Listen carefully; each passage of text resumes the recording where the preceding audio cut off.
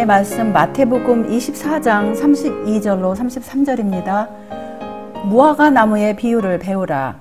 그 가지가 연하여지고 잎사귀를 내면 여름이 가까운 줄을 아나니 이와 같이 너희도 이 모든 일을 보거든 인자가 가까이 곧 문 앞에 이른 줄 알라. 우리 주님의 자녀들을 지난 일주일 동안도 보호하여 주신 우리 하나님께 다시 한번 감사드리고 우리 예수님의 귀하신 이름으로 우리 시천사 믿음의 가족들께 안부 인사드립니다. 반갑습니다. 오늘은 지난 일주일 동안 여러분들도 들으신 분은 들으셨겠지만 우리가 사는 이때는 정말 우리 주님께서 얼마나 가까이 계신지를 우리가 피부로 느낄 수 있는 그런 뉴스들이 참으로 많았는데, 특별히 우리가 예언의 백성으로서 예언의 말씀이 얼마나 성취되고 있는지, 특별히 계시록 13장 그 말씀이 얼마나 우리 가까이 이르렀는지 느낄 수 있는 그러한 일주일이었어요. 특별히 우리 한국도 어제는 무슨 금요일이라고 그랬죠? 흑암의 금요일이랬대요. 어제 저는 이제 그런 거 주식을 어떻게 하는지 뭐 그런 걸 어떻게 무슨 숫자가 무엇을 의미하는지도 잘 모르지만 그런 세상 뉴스에 의하면 엄청나게 주가가 폭락하였으므로 어제는 흑암의 금요일이었다고 그래요. 그 영향이 왜 특별히 우리 한국 같은 경우는 그 큰 나라들이 흥청거리면 수출에 의존하는 우리나라가 더 그렇게 힘이 없어지는 것을 느낄 수가 있는데요. 지난 한 달 동안은 특별히 중국이라는 나라가 경제가 어마어마하게 물거품이 없어지는 그런 기간이고, 또 그 여파로 인해서 미국이라든지 유럽이라든지 특별히 한국이 얼마나 힘든 것인가를 그런 소식을 들었어요. 네, 어쨌든 우리 주님께서 이렇게 곧 문 앞에 이르신 그런 모든 소식을 들을 때 우리가 어떻게 준비를 해야 될까요? 위기를 위해서 준비를 해야 되는데, 특별히 오늘 이제 제가 이렇게 준비한 말씀은 이 앞에 있는 우리 위기의 때를 위해서 우리가 준비를 해야 되는데, 특별히 이 시골 생활의 중요성에 대해서 이렇게 말씀을 모아봤습니다. 계속하여서 마태복음 24장 37절로 9절을 보시면요. 노아의 때와 같이 인자의 임함도 그러하리라. 홍수 전에 노아가 방주에 들어가던 날까지 사람들이 먹고 마시고 장가들고 시집가고 있으면서 홍수가 나서 저희를 다 멸하기까지 깨닫지 못하였으니 인자의 임함도 이와 같으리라, 이렇게 말씀하셨어요. 누가복음 17장 28절로 29절을 보시면 롯의 때와 같이 사람들이 먹고 마시고 사고 팔고 심고 집을 짓더니 롯이 소돔에서 나가던 날에 하늘로서 불과 유황이 비 오듯 하여 저희를 멸하였느니라. 또 누가복음 17장 30절 32절을 보시면요. 인자의 나타나는 날에도 이러하리라. 그날에 만일 사람이 지붕 위에 있고 그 세간이 집안에 있으면 그것을 가지러 내려오지 말 것이요. 밭에 있는 자도 이와 같이 뒤로 돌이키지 말 것이니라. 롯의 처를 생각하라. 우리 주님께서 이 말씀을 하셨을 때 뒤로 돌이키지 말 것이니라 이렇게 말씀하시면서 롯의 처를 생각하라 하셨어요. 롯의 처가 뒤를 돌아봤을 때 무슨 일이 생겼을까요? 여러분들과 제가 다 아는 소금 기둥이 되었습니다. 그런데 롯이 만약에 서둘렀더라면 그렇게 소금 기둥이 되지 않았을 것이라고 이렇게 하시는 말씀이 있어요. 이 기별 354쪽을 보시면 자비의 천사들은 롯과 그의 아내와 딸들을 저희 손으로 붙잡고 황급히 서둘러 도성을 빠져나왔다. 만약 롯이 주님께서 그에게 요청한 만큼 서둘렀다면 그의 아내는 소금 기둥이 되지 않았을 것이었다, 이렇게 말씀하셔요. 또 354쪽을 보시면 롯은 원치 않는 마음으로 마지못해 발걸음을 옮기면서 길을 행하였다.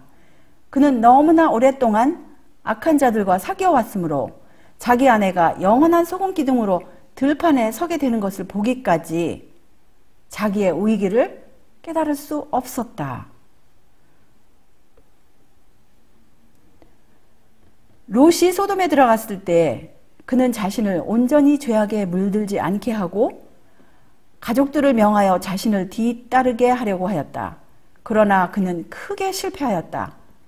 주위에 부패시키는 가마는 그 자신의 믿음에 영향을 끼쳤으며 그의 자녀들이 소돔의 주민들과 결합하였기 때문에 그의 관심도 어느 정도 그들의 관심사와 결부되었다. 그 결과는 우리 앞에 놓여 있다. 그래서 정말 이 가마가 얼마나 큰 영향을 그 자녀들뿐만 아니라 부모에게까지도 끼치는가를 이렇게 말씀을 하시는 거예요. 부조와 선지자 168쪽이었어요. 그리고 여기 오증언 233쪽을 보시면 사단에 의하여 눈이 어두워져 있기 때문에 죄가 더 이상 불쾌하게 보이지 않는다. 하나님의 심판은 미구에 지상에 쏟아지려 하고 있다. 도망하여 생명을 보존하라는 말은 하나님의 천사들이 한 경고이다. 그러나 이렇게 말하는 다른 음성도 들린다. 흥분하지 말라. 특별히 놀랄 이유는 없다. 하늘은 범죄자에게 신속한 멸망이 바야흐로 임한다고 선포하고 있는데 시온에서 안락하게 있는 자들은 평안하다, 안전하다고 부르짖는다. 젊은이들, 경박한 자들, 쾌락을 사랑하는 자들은 이 경고를 쓸데없는 이야기로 생각하고 조롱하면서 돌아선다. 그래서 우리 눈이 어두워졌을 때는 죄가 더 이상 불쾌하게 보이지 아니하고 경계도 하지 않는다라는 그런 말씀이에요. 그래서 여기 보시면 부모들은 그들의 자녀들이 그 문제에 있어서 대체로 올바를 것이라고 생각하면서 모두 평안하게 잠을 잔다. 옛 세상이 멸망될 때와 소돔과 고모라가 불로 소멸될 때도 그러했다. 그들의 멸망 전야에 그 평안의 도시들은 쾌락으로 떠들썩했다. 롯은 그의 공포와 경고 때문에 조소를 받았다. 그러나 불꽃 가운데서 멸망당한 것은 그 조롱자들이었다. 바로 그 밤에 자비의 문은 악한 자들, 곧 부주의한 소돔의 거민들에게 영원히 닫혀졌다. 그래서 이 부조와 선지자 168쪽을 보시면 우리 환경을 선택할 때 어떻게 해야 될 것인지를 이렇게 말씀하고 계세요. 지금도 같은 잘못을 저지르는 사람들이 많다. 집을 선택함에 있어서 그들은 그들 자신과 그들의 가족들을 둘러쌀 도덕적, 사회적 가마보다도 그들이 얻을 현세적 이익을 더 바라본다. 그들은 아름답고 비옥한 지방을 선택하거나 보다 더 큰 번영을 바라보므로 번창하는 어떤 도시로 이사한다. 그러나 그들의 자녀들은 시험에 둘러싸이게 되어 흔히는 경건을 개발하고 의로운 품성을 형성하기에 불리한 교제를 이룬다. 방종한 도덕, 불신, 종교적 사물에 무관심한 분위기, 이런 것들은 부모들의 과마를 깨뜨리는 경향이 있다. 하나님과 부모의 권위에 반항하는 신뢰들이 언제나 젊은이들 앞에 있다. 많은 사람들이 이방인과 불신자들에게 애착을 가지며 하나님의 원수들과 운명을 같이 한다. 그래서 우리에게 주신 권면의 말씀은 빌립보서 2장 12절이에요. 그러므로 나의 사랑하는 자들아, 너희가 나 있을 때뿐 아니라 더욱 지금 나 없을 때에도 항상 복종하여 두렵고 떨림으로 너희 구원을 이루라.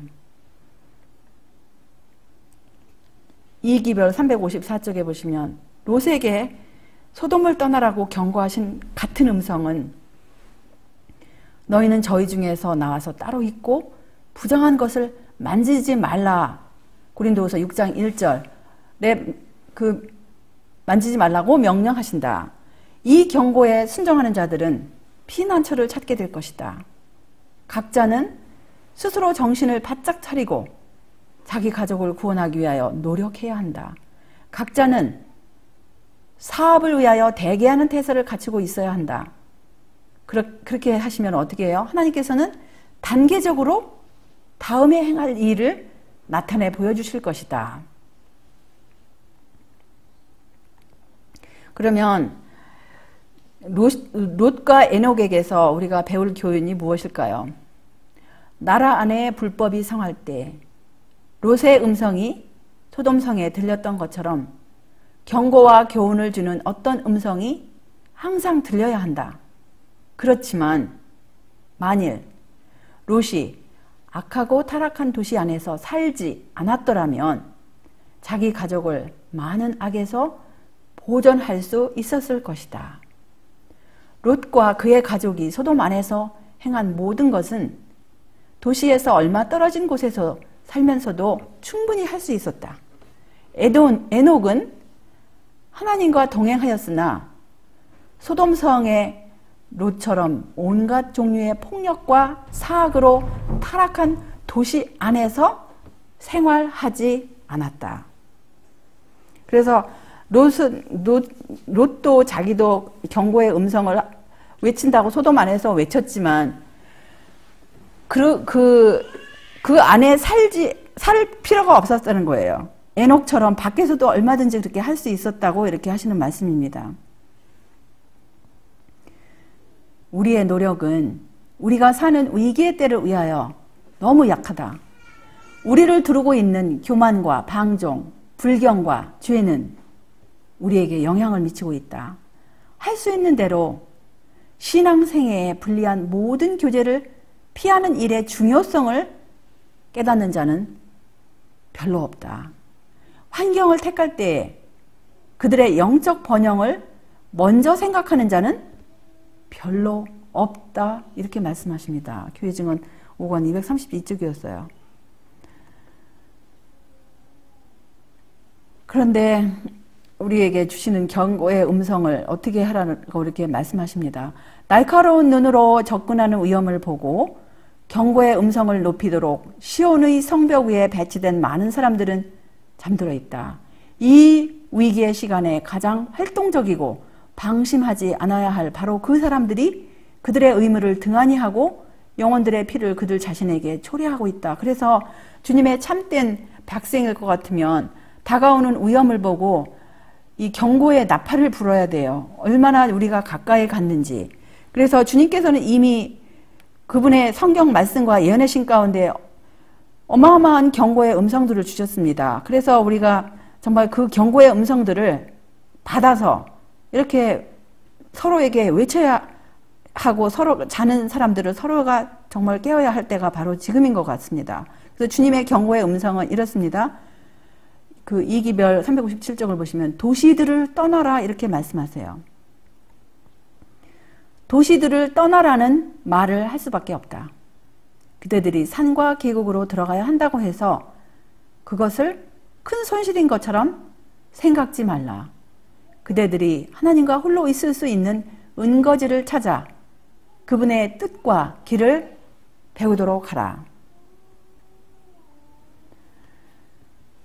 재림신도의 가정 137쪽을 보시면요. 100가정 중에 한 가정도 도시에 거주함으로 신체적, 정신적, 영적으로 향상을 보지 못할 것이다. 믿음, 소망, 사랑, 그리고 행복은 들과 언덕과 나무들이 있는 공벽한 곳에서 훨씬 더 잘 얻을 수 있다. 그대들의 자녀들을 도시의 광경들과 소음들로부터 떠나게 하고 전차와 수레를 끄는 짐승들의 덜컹거리고 시끄러운 소리로부터 떠나게 하라. 그리하면 그들의 정신은 더욱 건전하여질 것이다. 그리고 하나님의 말씀의 진리를 그들의 마음에 확신시키는 일이 더욱 쉬워짐을 알게 될 것이다. 그런데 사단의 목적은요. 여기 이기별 355쪽을 보시면 남녀들을 도시로 이끌어 자기가 연구한 모든 신기한 것들과 오락과 온갖 흥분의 재료에 관심을 기울이게 하는 것이 사단의 목적이다. 오늘날 이 지상의 도시들은 홍수 이전의 도시들처럼 변해가고 있다. 치료봉사 363쪽에 보시면 세계적으로 도시들은 죄악의 온상이 되고 있다. 어느 쪽에서나 죄악에 대한 것을 보고 듣게 된다. 어느 곳에나 유욕과 방탕으로 이끌어가는 유혹들이 있다. 도시의 생활은 허위적이요 인공적이다. 돈을 벌려는 강한 열망, 흥분과 쾌락을 구하는 소용돌이, 자랑과 사치와 낭비에 대한 욕구 등은 많은 대중으로 하여금 인생의 진정한 목적에서 그 마음을 돌아서게 한다. 그것들은 온갖 악에 대하여 문호를 개방하고 있다. 그것들은 거의 저항할 수 없는 힘으로 젊은이들을 엄습하고 있다. 도시에 사는 아이들과 젊은이들을 공격하는 가장 교활하고 위험한 유혹 중의 하나는 쾌락을 사랑하는 일이다. 휴일은 많고 경계와 경마는 수많은 사람들을 사로잡고 흥분과 쾌락의 소용돌이는 그들을 꿰어서 인생의 올바른 의미에서 벗어나게 한다. 보다 훌륭한 용도를 위하여 저축되어 있어야 할 돈이 오락을 위하여 함부로 쓰여진다. 그대들에게 맡겨진 귀중한 영혼들을 위험에 처하게 하는 것보다는 그것이 어떤 것이든지 간에 모든 세속적 유익을 희생하는 것이 더 낫다. 그들은 유혹의 맹렬한 공격을 받을 것이므로 그것들을 대항하도록 가르침을 받아야 한다. 그러나 그대들 자신과 그대들의 가족을 하나님께 가장 거리낌 없고 솔직하고 진심으로 헌신하지 못하게 하는 모든 영향력을 끊어버리고 모든 습관을 깨뜨리고 모든 유대를 잘라버리는 것이 그대들의 의무이다. 오증언 232쪽이었어요. 계속하여 사람들이 몰려있는 도시 대신에 할 수 있는 대로 그대들의 자녀들이 유혹에서 보호받을 수 있는 어떤 한적한 환경을 찾아서 거기서 그들을 유용한 사람이 되도록 훈련하고 교육시켜라. 선지자 에스겔은 소돔을 범죄와 멸망으로 이끄는 원인들을 이와 같이 열거한다. 그와 그 딸들에게 교만함과 식물의 풍족함과 태평함이 있으며 또 그가 가난하고 궁핍한 자를 도와주지 아니하며 소돔의 운명을 피하고자 하는 모든 자들은 그 악한 도시에 하나님의 심판을 초래한 그 길을 피해야 한다. 그래서 6증언 195쪽을 보시면 그대의 자녀들을 집안으로 모아들이라. 하나님의 계명을 무시하고 있는 자들과 악을 가르치며 실천하고 있는 자들에게서 떠나도록 그들을 모아들이라. 할 수 있는 대로 빨리 대도시들에서 떠나가라.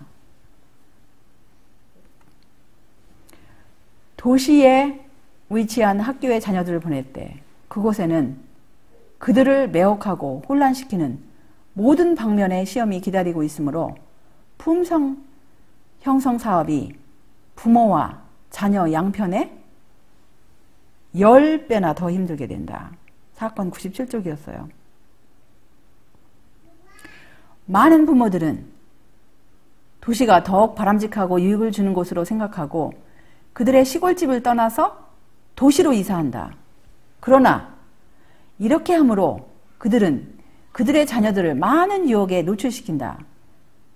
그 소년들은 직업도 없이 거리의 교육을 받아 한 걸음씩 타락하여 마침내는 선하고 깨끗하고 거룩한 모든 것에 흥미를 잃어버린다.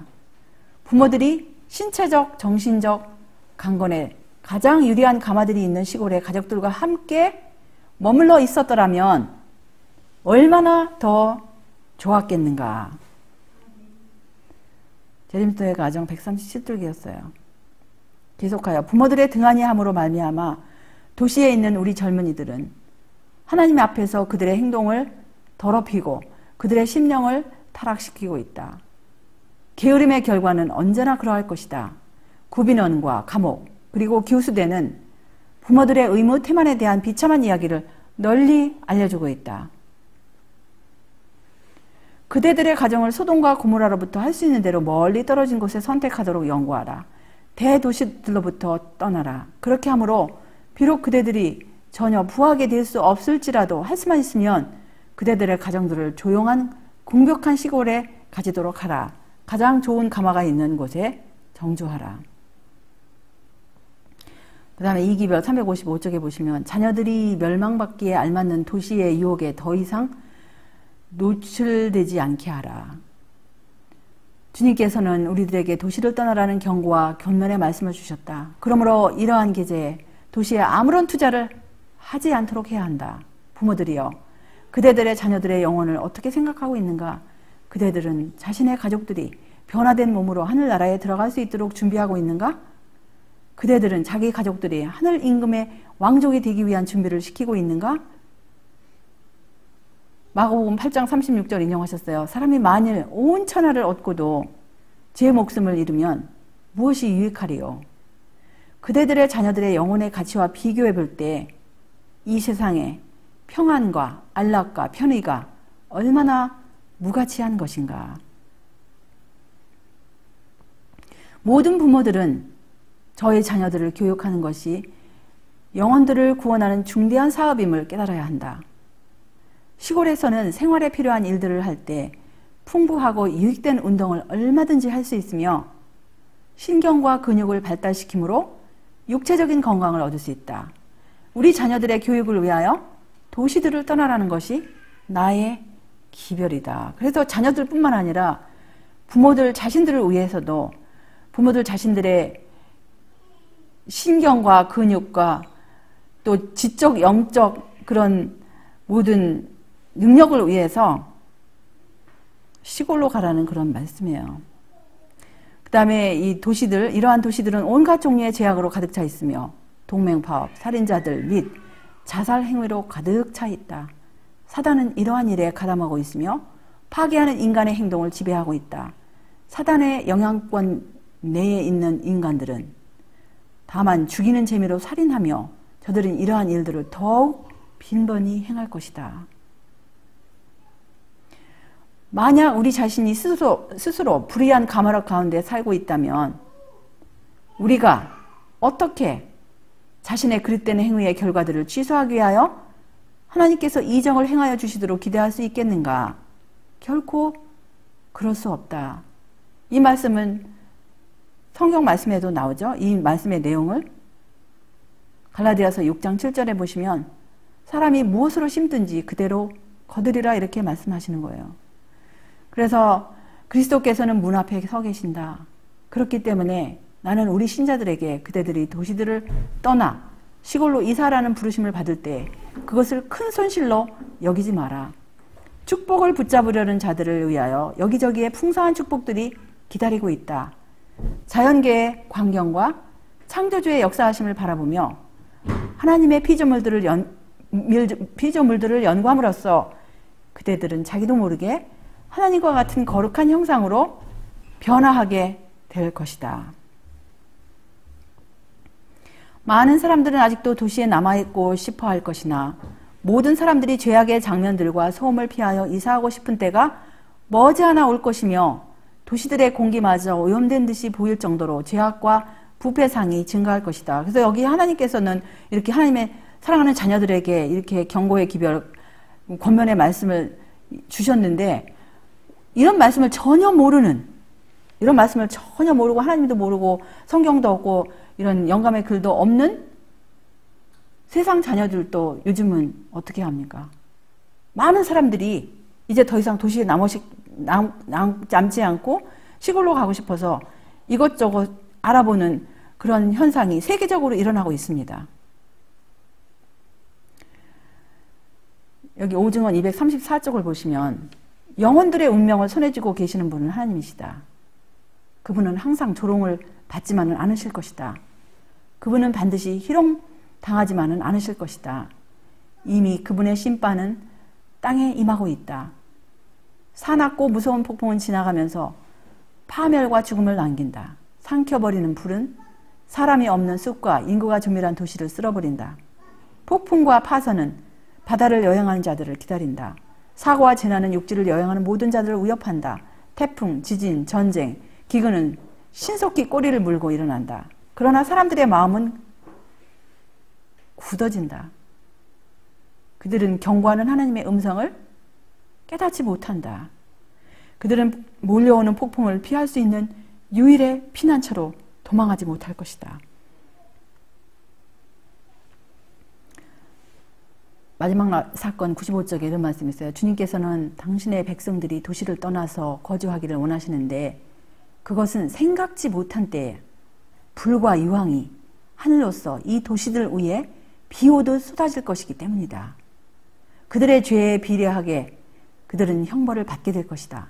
한 도시가 파괴될 때 우리 백성들은 이것을 가벼운 일로 보지 말 것이며 또한 적절한 기회가 주어지면 파괴된 그 도시에 그들의 주택을 짓겠다고 생각하지 말 것이다.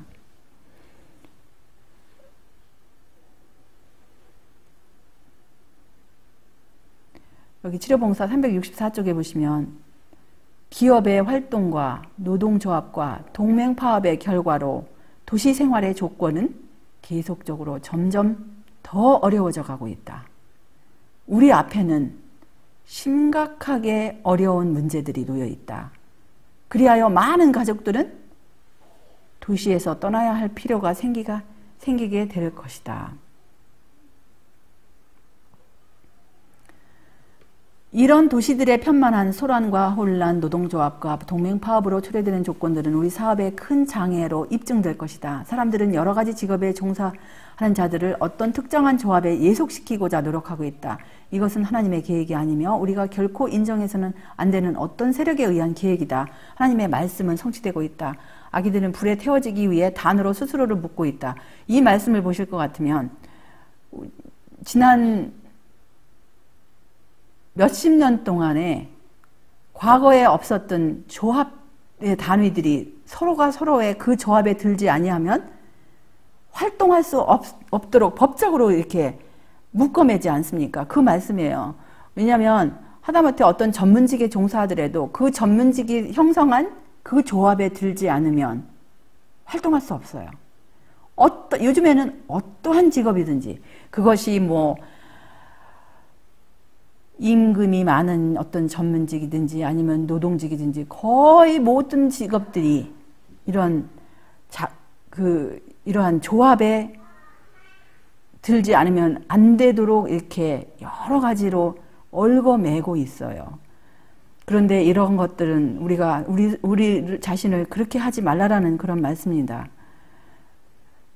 왜냐하면 노동조합들은 이 지상에 창세 이래로 없었던 환란의 때를 몰고 올 매개물 중에 하나이다 라고 이렇게 영감액을 2기별 142쪽에 말씀하시고 계세요. 그래서 창세 이래로 없던 환란의 때를 몰고 올 매개물 중에 하나가 바로 이런 이 세상에 있는 여러 가지 조합들 이런 것들이 이제 활동함으로써 결국은 이제 그것이 마지막 때의 그런 조합체들의 가장 우두머리 격되는 이 세상의 그 우두머리 세력에서 이제 매매를 통제하기 위해서 어떤 이제 법이 통과될 때 바로 그것은 창세 이래로 없었던 환란의 때를 몰고 오는 그런 이 역사가 우리 눈앞에 벌어질 것입니다. 하나님의 백성들이 해야 할 일은 저들에게 현혹시키는 세력으로 임할 장래의 사건들을 위하여 준비하는 일이다. 이 세상에는 굉장히 거대한 독점 사업체들이 형성될 것이다. 사람들은 서로 자신들을 원수에 우리에 거두어 놓을 조합 단위로 결속할 것이다. 소수의 사람들이 특정 사업 계통을 통해서 벌 수 있는 모든 재물을 긁어모으기 위하여 연합할 것이다. 특별히 오늘날 이런 말씀들이 우리 눈앞에서 그대로 성취되지 않습니까? 특별히 이런 인터넷에 관련된 사업들, 이런 전자기기에 관련된 이런 모든 사업들, 그런 것에 맨 우두머리 되는 그러한 사업체들이 뭐 불과 몇 년 사이에 수십조 달러를 뭐 들켜지고 있고 이 세계의 그 거부들 가운데 손가락으로 꼽힐 만큼 그렇게 갑작스럽게 젊은 나이 사람들이 들어가고 이런 모든 것들이 이런 말씀의 성취인 것 같아요. 그리고 또 시골로 이사해야 할 또 다른 이유 중 하나를 이렇게 2기별 359쪽에 말씀하시는데요. 개신교 세계는 하나님의 안식일이 있어야 할 자리에 하나의 우상적인 안식일을 세워놓고 법왕의 발자취를 따라가고 있다. 바로 이런 이유 때문에 하나님의 백성들이 도시를 떠나서 저들 자신이 땅을 경작하여 저희가 먹을 양식을 재배할 수 있는 시골로 이사해야 될 필요성이 있음을 알게 되었다. 저들은 그런 곳에서 자녀들에게 단순하고 건전한 습관들을 길러줄 수 있다. 왜냐하면 그 말씀이 계시록 13장 15절 17절에 보시면 이미 예언되어 있습니다. 저가 권세를 받아 그 짐승의 우상에게 생기를 주어 그 짐승의 우상으로 말하게 하고 또 짐승의 우상에게 경배하지 아니하는 자는 몇이든지 다 죽이게 하더라. 저가 모든 자, 곧 작은 자나 큰 자나 부자나 빈궁한 자나 자유한 자나 종들로 그 오른손에나 이마에 표를 받게 하고 누구든지 이 표를 가진 자 외에는 매매를 못하게 하니 이 표는 곧 짐승의 이름이나 그 이름의 수라 이렇게 말씀하셨어요. 그래서 사고 파는 문제가 이제 앞으로 엄청 심각해질 것을 여기 또 이 영감의 글 2기별 141쪽에 이렇게 말씀하십니다. 노동조합에 지배하는 세력이 매우 강압적인 성격을 띨 그 시기가 급속히 다가오고 있다. 주님께서는 거듭 우리 신자들이 가족들을 거느리고 도시를 떠나 저들이 먹을 양식을 재배할 수 있는 시골로 옮기도록 지시해 주셨다. 그 이유는 장차 물건을 사고 파는 문제가 매우 심각해질 것이기 때문이다. 우리들은 지금 여러 번 반복하여 우리들에게 주신 지시에 이 말씀을 유의하기 시작해야 한다. 도시를 떠나서 주택들이 서로 밀집되어 있지 않고 원수들의 간섭과 방해에서 해방될 수 있는 후미진 시골 지방으로 가라, 이렇게 경고의 말씀을 우리들에게 주셨습니다. 그래서 우리 주님께서 주신 이런 말씀, 누가복음 21장 34절을 보시면 너희는 스스로 조심하라. 그렇지 않으면 방탕함과 술 취함과 생활의 염려로 마음이 둔하여지고 뜻밖의 그날이 덫과 같이 너희에게 임하리라, 이렇게 말씀하셨어요. 그런데 주님께서 원하시는 우리 주님의 백성의 거처는 어떠한 곳을 원하실까요? 우리 주님께서 주님의 백성들이 이러한 경험을 원하세요. 이사야 32장 18절을 보시면 주님의 백성은 어떤 곳에 거시죠? 내 백성이 화평한 집과 안전한 거처와 종영이 쉬는 곳에 있으려니와, 그것은 우리 궁극적인 본향 새 예루살렘의 그런 약속이기도 하지만 이 땅에 살면서도 주님의 자녀들이 이렇게 산과 들이 있는 조용한 곳, 화평한 곳에 거하기를 원하시는 우리 주님의 마음이신 것입니다. 그래서 하나님의 최초의 계획은 주려봉사 365쪽에 보시면 사람들이 도시에 몰려들어 높은 지대에 있는 집들과 셋집에 모여 사는 것이 하나님의 목적이 아니다. 태초에 하나님께서는 우리의 최초의 부모를 아름다운 경치와 음향 속에 두셨다. 그분께서는 오늘날 우리에게도 이것을 누리기를 원하신다. 우리가 하나님의 최초의 계획에 가까이 접근해 가면 갈수록 몸과 마음과 심령의 건강을 얻는 데 있어서 우리의 입장은 더욱 유리해질 것이다. 그래서 하나님께서 최초로 우리의 시조 아담과 하와에게 주신 집도 바로 이런 천연계 가운데 두시고 6,000년 동안 비록 이 지구가 낡았지만 그래도 하나님께서 원하시는 하나님의 자녀들의 자녀들이 거할 장소는 바로 그런 산과 들이 있는 곳으로 가기를 원하시는 것이에요. 그 사실은 각 시대를 통하여 가장 위대하고 고상한 대다수의 사람들에게도 적용되었다. 아브라함과 야곱과 요셉의 역사, 모세와 다윗과 엘리사의 역사를 읽어보라. 신임과 책임있는 위치에서 가장 가치 있게 일한 후대의 위인들, 곧 세상의 발전을 위하여 가장 효과적인 영향을 끼친 사람들의 생애를 연구해보라. 그들 중에 참으로 많은 사람들이 시골 가정에서 자라났다. 그들은 사치에 관하여 별로 알지 못하였다. 그들은 청년 시절을 오락으로 허비하지 않았다. 많은 사람들은 빈곤과 역경으로 더불어 싸울 수밖에 없었다. 그들은 어려서부터 일하는 것을 배웠고 옥외에서 전개하는 그들의 적극적인 생활은 그들이 가진 모든 능력에 활기와 힘을 주었다. 그들은 저희 자신의 힘으로 살 수밖에 없었으므로 모든 어려움과 싸우고 장애를 극복하는 길을 배웠다. 그리하여 그들은 용기와 인내력을 길렀다. 그들은 자립과 자제의 교훈을 배웠다. 이 말씀이 얼마나 귀한 말씀인지, 정말 이 말씀이 오늘날 이 마지막 세대에 살고 있는 우리들의 경험이 되기를 정말 간절히 바랍니다. 대체로 나쁜 교제를 하지 않게 되었으므로 그들은 순수한 기쁨과 건전한 교제에서 만족하였다. 그들은 취미가 단순하였고 절제의 습관을 형성하였다. 그들은 원칙의 지배를 받아서 순진하고 강하고 진실하게 자라났다.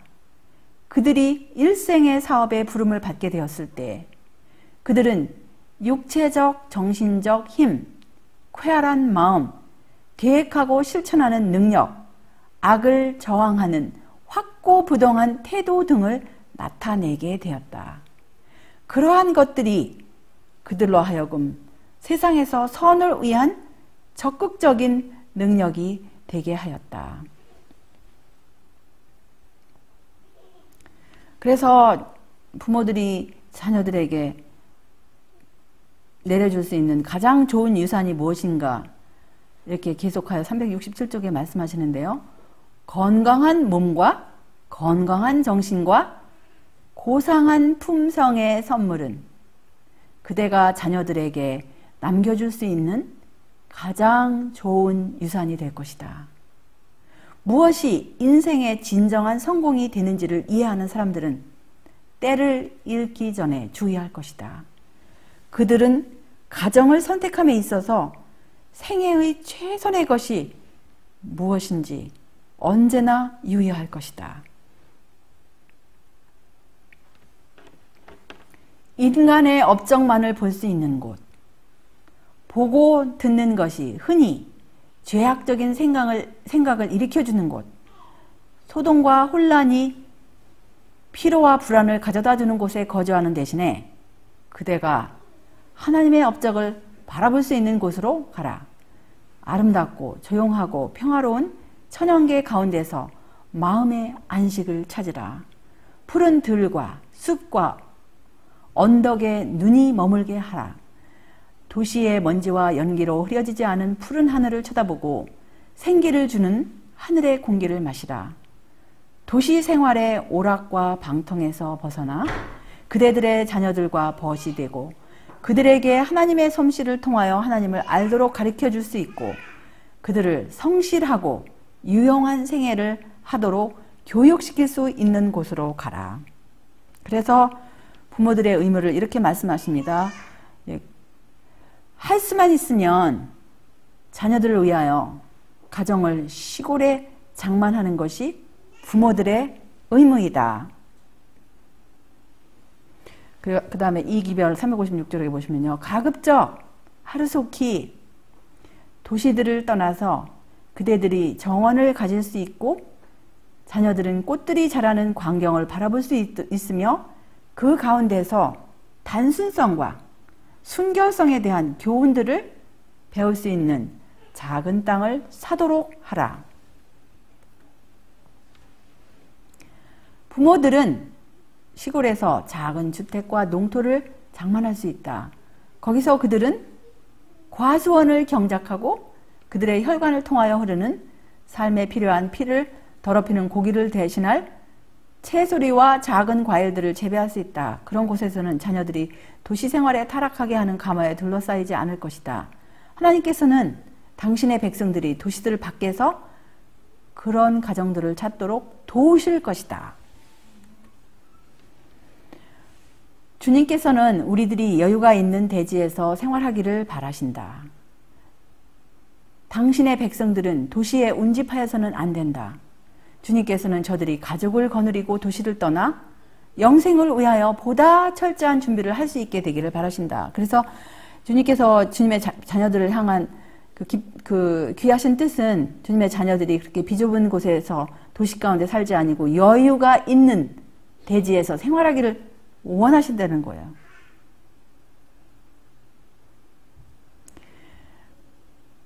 우리는 하나님의 계명을 지키는 백성으로서 도시를 떠나야 한다. 우리는 에녹이 한 것처럼 도시 안에서 일하되 그 안에서 살아서는 안 된다. 하나님께서는 우리 인간의 시조에게 땅을 갈고 저희 동산을 돌보라고 가르치신 것은 참된 교육의 수단으로서 하신 것이었다. 그러나 주님의 요구에 대한 불순종으로 말미암아 죄가 들어온 이후에 이 땅은 저주를 받아 잡초와 엉겅퀴가 무성하게 자라 땅을 경작하는 일이 크게 증가하게 되었다. 그러나 노동 자체만은 죄 때문에 주신 것은 아니었다. 당신 자신이 위대한 군주가 되시는 주님께서는 땅을 가는 일을 축복으로 주셨다. 이렇게 말씀하셨어요. 그래서 사실은 시골 생활이 그냥 모든 것이 평탄하고 모든 것이 기쁜 일만 있는 것이 아니고 사실은 이제 경험해보신 분들은 다 아시겠지만 어떤 때는 상당히 피곤하고 힘든 일이 있지만 우리 이곳에 살면서 정말 우리에게 생명을 주시고 영적 육적으로 능력을 주시는 분은 우리의 창조주만이 하실 수 있는 것을 경험적으로 이제 경험할 수 있는 교육 장소가 바로 이 시골 장소인 것 같아요. 그래서 순수한 기쁨을 맛볼 수가 있는데요. 꽃들은 우리들을 사랑하시는 하나님의 사랑의 표현이다. 그러므로 주님께서는 이 세상에 사는 우리들에게 비록 작게나마 에덴 동산의 면모를 맛보게 하기 위하여 주신 것이다. 주님께서는 당신께서 창조하신 아름다운 것들 가운데 우리들이 기쁨을 누리게 되기를 바라시며 아름다운 삶을 통하여 장차 주님께서 우리들을 위하여 행하실 것에 대한 표현임을 우리들이 깨닫기 바라신다. 그래서 여기 보시면은 한 조각 농토와 안락한 가정을 가진 아버지들과 어머니들은 왕들과 여왕들이라고 이렇게 말씀을 하십니다. 그래서 우리 주님의 선하신 뜻대로 정말 주님의 귀하신 자녀들이 이렇게 한 조각 농토와 또 안락한 가정을 주님의 은혜로 다들 마련하시기를 정말 이렇게 기원하는 바이고요. 우리 주님의 말씀은 이러므로 너희도 예비하고 있으라 생각지 않은 때에 인자가 오리라 이렇게 마태복음 24장 44절에서 이렇게 말씀을 하시는데요. 생각지 않은 때라고 하셨어요. 그래서 지금 사실 이 세상에 일어나고 있는 모든 일들을 보실 것 같으면 정말 우리 주님께서 오실 날이 너무도 가까운 것 같아요. 너무도 가깝고 제가 얼핏 어저께인가 봤는데 이미 이렇게 경제 어려움을 당하고 있는 나라들이 그 돈의 가치가 너무 떨어져서 이제 거기는 아프리카 어느 나라 같은데요. 이미 거기에는 옛날 그 불황기에 겪었던 경험들을 이제 하고 있는데 얼마나 많은 돈 뭉치를 가지고 무엇인가를 사기 위해서 사람들이 다니는 그런 것을 사진 찍어 올려놓은 것을 봤어요. 그런데 정말 우리가 계시록 13장 곧 사고 팔지 못할 그날이 가까움을 우리가 생각하면서 우리 영적으로, 육적으로 노아가 그 준비하였던 그 예비를 정말 주님의 지혜의 말씀을 의지하고 또 주님의 은혜를 인도함을 받아서 정말 우리 몸과 마음이, 우리 몸만 준비할 수도 없고 마음만 준비할 수 없어요. 몸과 마음이 함께 되는 그런 귀한 우리 주님의 자녀들이 되시기를 바라면서 오늘 말씀을 이곳에서 접겠습니다. 아멘.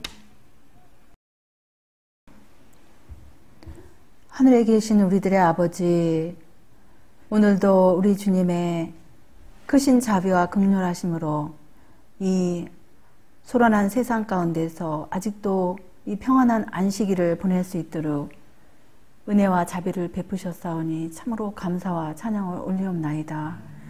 우리들에게 주님의 사랑의 권면으로 주신 이 권면의 말씀, 이 말씀대로 우리들이 영과 육이 준비되기를 원하오니 노아, 주님의 종 노아가 그렇게 방주를 지으면서 말씀을 선포하였던 것처럼 이 만물의 마지막 때 정말 주님께서 주신 이 청사진 그대로 우리가 우리의 이 마지막 생활을 그렇게 할 수 있도록 인도하여 주시옵시고 우리에게 강건함을 허락하시사 낭망하지 않고 주님께서 주신 말씀대로 그렇게 잘 따라갈 수 있도록 크신 은총 주시옵기를 우리 구세주 예수님의 귀하신 성을 의지하여 간절히 기도드리옵나이다. 아멘.